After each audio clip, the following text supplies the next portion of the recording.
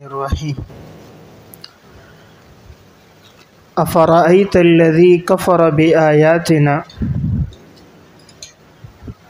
بس کیا آپ نے دیکھا اس شخص کو جو ہماری آیات کا انکار کرتا ہے۔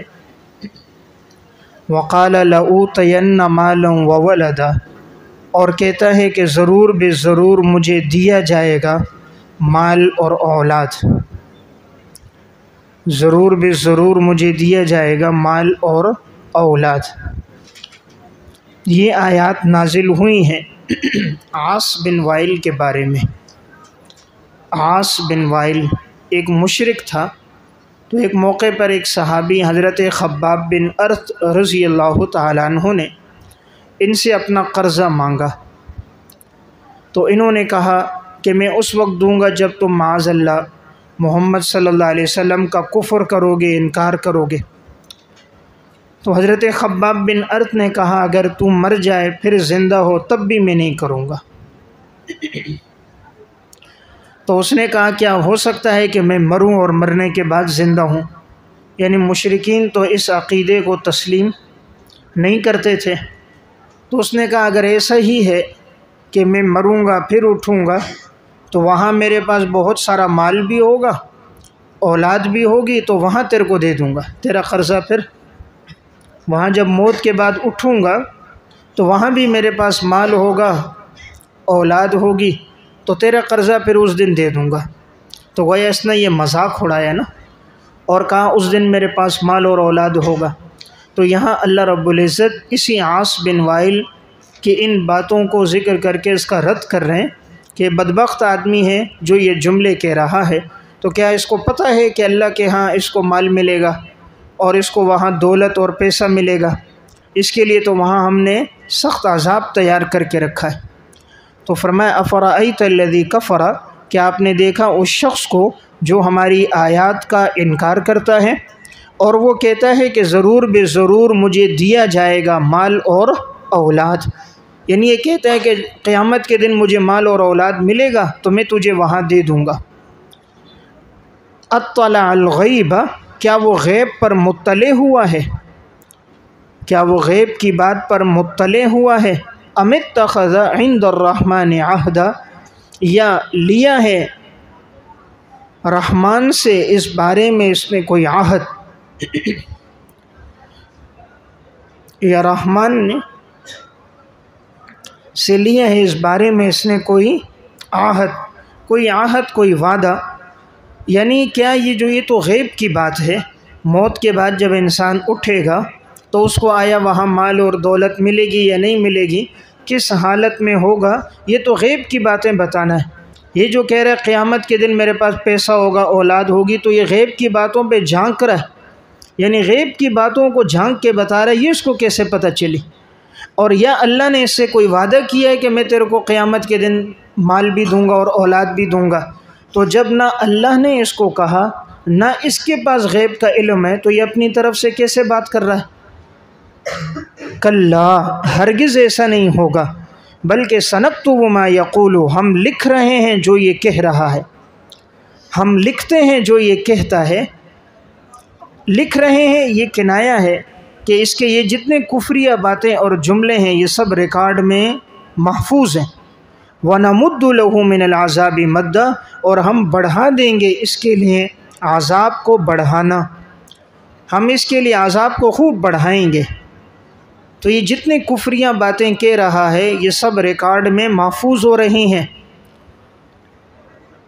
اور اس کے نامہ اعمال میں یہ سب باتیں لکھی جا رہی ہیں، اور ہم اس کے مزید کفر کو بڑھا رہے ہیں۔ یہ مزید کفریہ جملے اور باتیں کہے گا تاکہ اس کا کفر اور بڑھے گا، تو پھر اس کو کفر کی سزا بھی سخت ملے گی۔ وَنَرِثُهُ مَا يَقُولُ، اور ہم وارث ہوں گے جو یہ کہتا ہے۔ وَيَأْتِينَا فَرْدًا، اور آئے گا ہمارے پاس ہی اکیلا، آئے گا ہمارے پاس اکیلا۔ یعنی اللہ تعالیٰ فرما رہے ابھی جو ہم نے اس کو دولت، پیسہ اور یہ عہدہ جو دیا ہے یہ سب کہ ہم وارث ہوں گے، یعنی یہ ہمارے پاس ہی رہے گا۔ یہ جو کہہ رہے کہ میرے پاس ہوگا، قیامت کے دن میں دوں گا، تو اس کے پاس کچھ بھی نہیں ہوگا، یہ سب ہمارے پاس ہی ہوگا۔ وارث وہ ہوتا ہے نا کہ جو اصل مالک ہوتا ہے، میت کے انتقال کے بعد جو مال ہوتا ہے ترکے کا وہ اصل مالک ہوتا ہے. تو اب یہاں جو مال ہم نے اس کو دیا یہ مالک نہیں تھا، ہم نے عاریتاً دیا. اب جب یہ مر جائے گا تب بھی اس سے رہ جائے گا، وہ مال بھی سب ہمارے پاس ہوگا، ہم ہی اصل مالک ہیں. تو ہم تو اس کو کوئی مال اور اولاد قیامت کے دن نہیں دیں گے. اور یہ جتنی باتیں کہہ رہا ہے ہم اس کے وارث بن رہے، اس سب کو محفوظ کر رہے ہیں تاکہ ان کی یہ باتیں اور اقوال کل اس کے سامنے پیش کریں گے. اور جب یہ قیامت کے دن آئے گا اکیلا آئے گا. یہ تو کہہ رہے نا مجھے وہاں مال دیا جائے گا، دولت دی جائے گی، نہیں، مال دولت کچھ بھی نہیں ہوگا. یأتینا فردا، یہ آئے گا ہمارے پاس اکیلا. واتخذوا من دون اللہ زجر، اور ان لوگوں نے بنا لیے اللہ کے ساتھ اور معبود، لیکونوا لہم عزہ، تاکہ ہوں ان کے لیے وہ مددگار، تاکہ وہ معبود ان کے لیے مددگار ہوں، بریکٹ میں باعث عزت ہوں. کلا، ہرگز نہیں، سیکفرون بعبادتہم، عن قریب وہ انکار کریں گے ان کی عبادت کا، ان کے معبود بھی انکار کریں گے ان کی عبادت کا. وَيَكُونُونَ عَلَيْهِمْ ضِدًّا، اور ہو جائیں گے ان کے مخالف،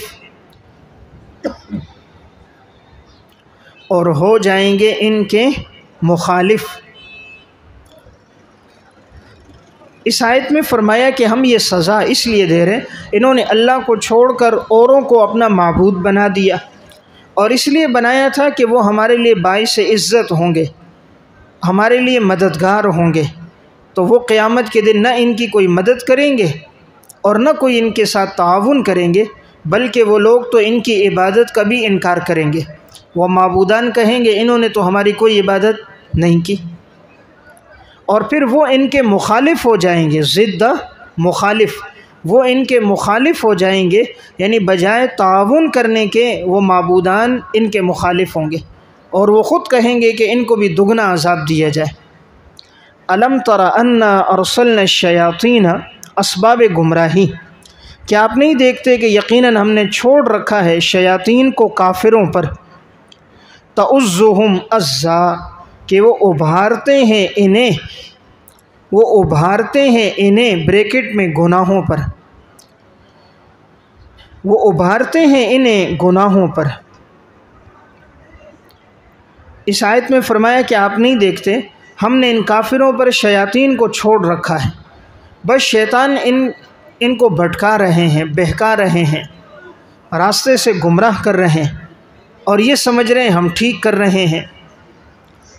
یہاں پر لفظ آیا تعزو، یہ باب نصرہ سے فعل مضارع صیغہ واحد مؤنث غائب ہے. باب نصرہ سے فعل مضارع صیغہ واحد مؤنث غائب ہے. اس میں جو ہی ضمیر مستتر ہے اس کا مرجع شیاطین ہے، کہ یہ شیاطین ان کو بہکا رہے ہیں. فلا تعجل علیہم، تسلی رسول، آپ جلدی نہ کریں ان کے عذاب پر، ان پر یعنی ان کے عذاب پر آپ جلدی نہ کریں. انما نعد لہم عدا، یقیناً ہم گن رہے ہیں ان کو گننا، ہم ان کو گن رہے ہیں. اللہ تعالیٰ فرما رہے ہیں کہ ہم ان کی ساری باتوں کو گنتے ہیں، شمار کرتے ہیں، اور ہر بات کا ہم ان کو کل قیامت کے دن ہم ان سے پوچھیں گے.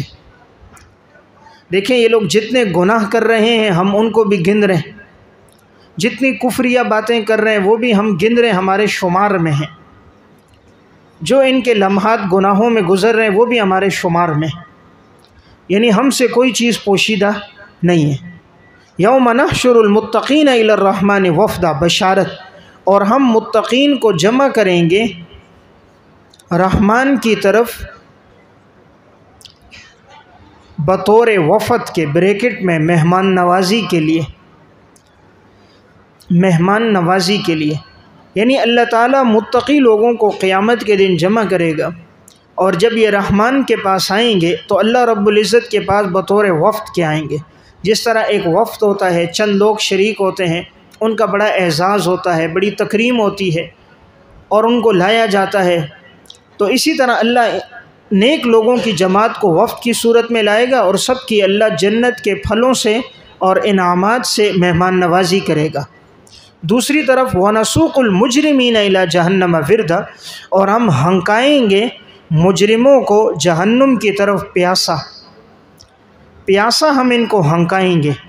مجرم لوگوں کو کہیں گے اب جہنم کی طرف جاؤ، حالت یہ ہوگی کہ پیاس کی شدت ہوگی، پانی مانگ رہے ہوں گے، اور پھر ان کو جہنم سے کھولتا ہوا گرم پانی پلایا جائے گا۔ لا یملکون الشفاعۃ، نفی شفاعت قہریہ، نفی شفاعت قہریہ، نہیں وہ اختیار رکھیں گے شفاعت کرنے کا، الا من اتخذ عند الرحمن عہدا، مگر وہ کہ جس نے لیا ہے رحمان سے کوئی عہد بریکٹ میں اجازت، رحمان نے جس کو اجازت دی ہے وہی سفارش کرے گا، باقی کوئی بھی سفارش نہیں کر سکتا۔ اس آیت میں نفی ہے کہ ان کا یہ جو ذہن تھا مشرکین مکہ کا کہ ہمارے معبودان ہماری سفارش کریں گے، قیامت کے دن ہمیں جہنم سے بچائیں گے، نفع دیں گے، اللہ رب العزت نے نفی کر دی۔ اللہ کے سامنے کوئی بھی شفاعت اور سفارش اللہ کی اجازت کے بغیر نہیں کر سکتا، مگر وہ جس کو اللہ نے اجازت دی ہے، جیسے علماء یہ سفارش کریں گے، شہداء کریں گے، حفاظ کریں گے، تو ان کی شفاعت اللہ کی اجازت سے ہوگی یا قبول ہوگی۔ اللہ کی اجازت کے بغیر کوئی اللہ پر قہریہ طور پر غالب ہو کر سفارش کرے، ایسا نہیں ہوگا۔ وقالوا اتخذ الرحمن ولدا، اب ان کو اللہ عذاب کیوں دے رہا؟ اس وجہ سے کہ انہوں نے رحمان کے لیے ثابت کیا اولاد کو، رحمان کے لیے اولاد کو انہوں نے ثابت کیا، بنایا۔ انہوں نے کہا اللہ کے لیے اولاد ہے، جیسے یہودیوں نے کہا عزیر علیہ السلام اللہ کا بیٹا، نصارہ نے عیسیٰ علیہ السلام کو، مشرکین مکہ نے فرشتوں کو اللہ کی بیٹیاں کہا، غیر اللہ کو اللہ کے ساتھ شریک کیا۔ لقد جئتم شیئا ادا، تم نے بہت بھاری بات کہی ہے، تم نے بہت بھاری بات، بھاری یعنی بڑی وزنی بات کہی، بڑی سخت بات کی، گراں بات۔ اللہ کے ساتھ شریک ٹھہرانا بہت سخت بات ہے، بڑی کفریہ بات ہے، بہت بھاری بات، یعنی بے اعتبار کفر کے اس سے بڑا کفر کوئی نہیں ہے کہ کوئی اللہ کے ساتھ شریک ٹھہرائے۔ تو اس لیے شرک سب سے بڑا گناہ ہے نا، کہ اللہ تعالیٰ اسے معاف نہیں کرتا۔ تو تم نے ایسی بہت بھاری بات کہی ہے، بڑی بری اور ہولناک بات کہی ہے کہ تکاد السماوات یتفطرن منہ، قریب ہے کہ آسمان پھٹ جائیں اس بات سے، منہ اس بات سے، قریب ہے کہ آسمان پھٹ جائے، ایسی گراں بات کہی۔ وتنشق الارض، زمین شق ہو جائے، شق ہو جائے، پھٹ جائے۔ وتخر الجبال ہدا، اور گر پڑیں پہاڑ ریزہ ریزہ ہو کر، گر پڑیں پہاڑ ریزہ ریزہ ہو کر۔ ان دعوا، لکھیں لئن دعوا للرحمن ولدا، اس وجہ سے کہ انہوں نے دعویٰ کیا رحمان کے لیے اولاد کا، حالانکہ مناسب نہیں ہے رحمان کے لیے ہو کوئی اولاد۔ ان آیات میں فرمایا کہ ان لوگوں نے ایسی سخت اور خوفناک بات کی ہے، قریب ہے کہ آسمان پھٹ جائے، زمین شق ہو جائے، پہاڑ ریزہ ریزہ ہو کر گر جائے، اس بات سے کہ رحمان کے لیے اولاد ہو۔ رحمان کے لیے تو اولاد بالکل مناسب ہی نہیں ہے، یعنی اللہ اولاد سے بالکل پاک ہے۔ اولاد تو ہوتی ہے اس لیے کہ انسان عاجز ہوتا ہے، اللہ عجز سے پاک ہے۔ اولاد ہوتی ہیں اپنی نصرت اور مدد کے لیے، مستقبل کے سہارے کے لیے، اللہ رب العزت نصرت مدد ہر چیز سے پاک ہے، تو اس لیے اللہ کے لیے اولاد نہیں ہے۔ یہ جو لفظ حدہ ہے یہ تخر کے لیے مفعول مطلق ہے، لیکن من غیر لفظی، من غیر لفظی، آپ نے پڑھا ہے مفعول مطلق کبھی لفظی ہی ہوتا ہے، کبھی بغیر لفظی ہی ہوتا ہے، تو اس لیے کبھی بغیر لفظی ہی آتا ہے، تو ریزہ ریزہ ہو کر۔ ان کل من فی السماوات والارض، جو کوئی ہے آسمان اور زمینوں میں، الا آت الرحمن عبدا، مگر سب آنے والے ہیں رحمان کے پاس غلام بن کر۔ سب رحمان کے پاس غلام بن کر آنے والے ہیں۔ یعنی آیت میں اشارہ ہے کہ سب اللہ کے تابع اور فرما بردار ہیں، ساری مخلوق اللہ کے تابع ہے، سب اللہ کے غلام اور فرما بردار ہیں۔ لقد احصاہم وعدہم عدا، یقیناً اللہ نے شمار کر دیا ہے اور گن رکھا ہے انہیں گننا۔ اللہ نے ان کے سب گناہوں کی باتوں کو شمار کیا، ان کی کفریہ باتوں کو شمار کیا، سب ان کے نامہ اعمال میں ایک ایک چیز گن گن کر شمار کر کر کے لکھ دی گئی ہے۔ دیکھیں کوئی چیز شمار کی جائے نا تو اس میں غلطی کا امکان نہیں رہتا، کوئی اس میں چیز رہتی نہیں ہے۔ ویسے کبھی کوئی بات لکھی جائے کہ ہم نے فلاں چیز لکھ دی ہے تو اس میں بہت سی چیزیں رہ جاتی ہیں، لیکن جب یوں شمار کر دیا جائے تو اس میں کوئی چیز رہتی نہیں ہے۔ تو شمار کرنا کنایہ ہے نہ رہنے سے، کوئی چیز کے مخفی نہ ہونے سے، کہ اللہ سے کوئی چیز مخفی نہیں رہے، کوئی بات پوشیدہ نہیں ہے، ہر چیز کو لکھا ہوا ہے۔ وَكُلُّهُمْ آتِيهِ يَوْمَ الْقِيَامَةِ فَرْدًا، اور یہ سب کے سب آنے والے ہیں قیامت کے دن تنہا۔ یہ سب اللہ کے سامنے جب آئیں گے تو تنہا تنہا اکیلے اکیلے آئیں گے۔ ان الذین آمنوا، بشارت، یقیناً جو لوگ ایمان لے کر آئے اور نیک اعمال کیے، سیجعل لهم الرحمن ودا، پیدا کر دے گا رحمان ان کے لیے محبت، رحمان ان کے لیے محبت پیدا کر دے گا، بریکٹ میں لوگوں کے دلوں میں، لوگوں کے دلوں میں۔ تو نیچے لکھیں ودا کے بعد فی قلوب الخلائق، فی قلوب الخلائق، اللہ مخلوق کے دلوں میں ان کے لیے محبت پیدا کر دے گا۔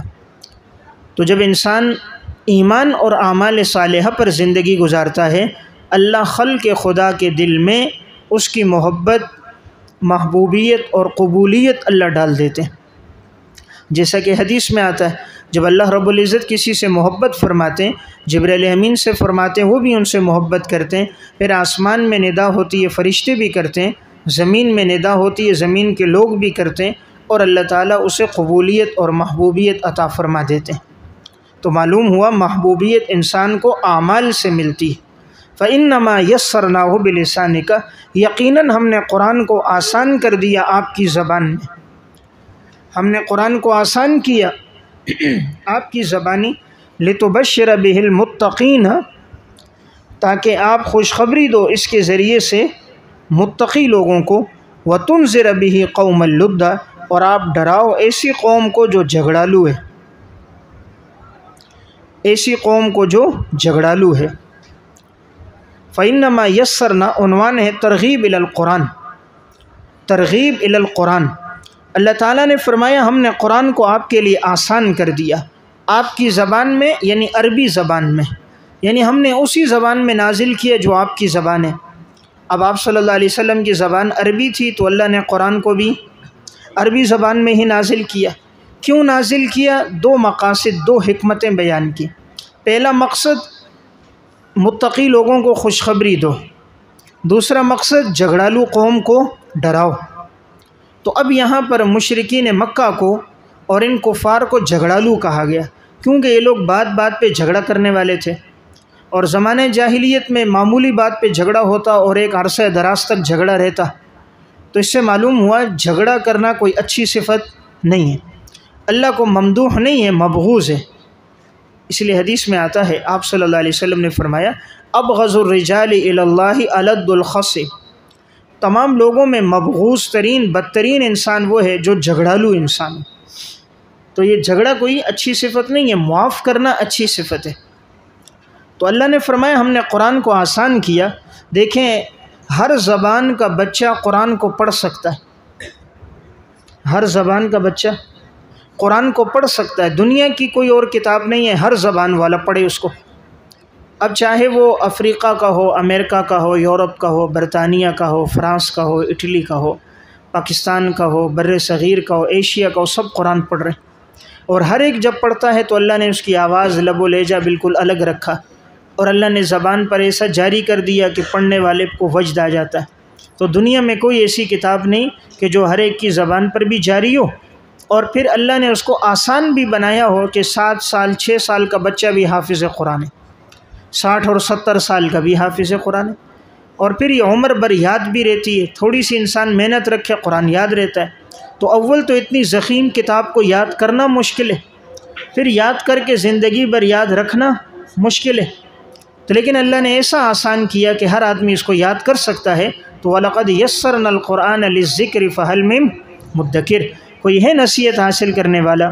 وَكَمْ أَهْلَكْنَا قَبْلَهُمْ، تخویف دنیاوی، اور ہم نے ہلاک کی ان سے پہلے بہت سی قومیں، من قرن قومیں، هل تحس منهم من أحد، کیا آپ محسوس کرتے ہو ان میں سے کسی ایک کو؟ کیا آپ محسوس کرتے ہو ان میں سے کسی ایک کو؟ بریکٹ میں آنکھ